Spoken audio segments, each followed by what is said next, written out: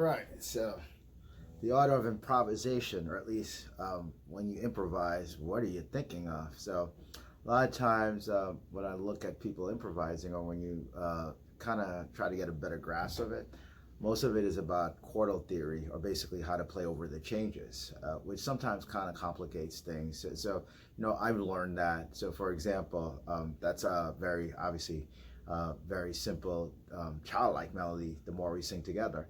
And so what I'd like to do to simplify it is basically play from the melody.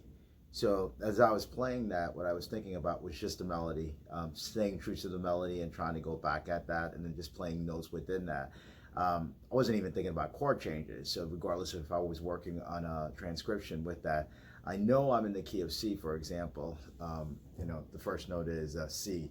And so you memorize the melody line, but it could have been an arrangement where you had a 2-5 in there, where like a D minor 7, G7, and then back to the 1, which would be a C major 7 there. But I think sometimes that gets very complicated for a lot of people.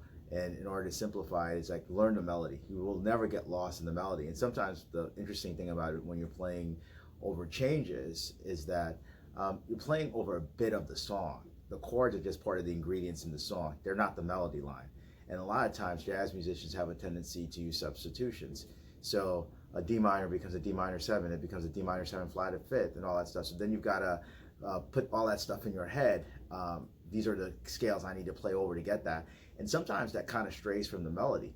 So I find that if you can master the melody of any song that you're playing, and you know, that's going to help, and just keep going back to the melody line. The other thing that you saw that I did was, just for simplification, I played the melody lines in 2 locations of the neck. So even though it's the same melody line, I played it here in the 5th position and up here in the 12th position. And so that hones me back in, that kind of gives it a different color, I should say.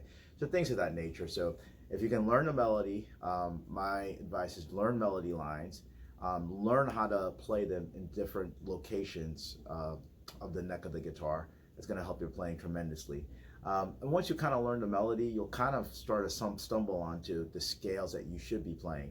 I think sometimes just like learning to play over chord changes kind of strays too far away from playing over the melody line. So that's basically the point of the short video. Thank you for watching. Bye now.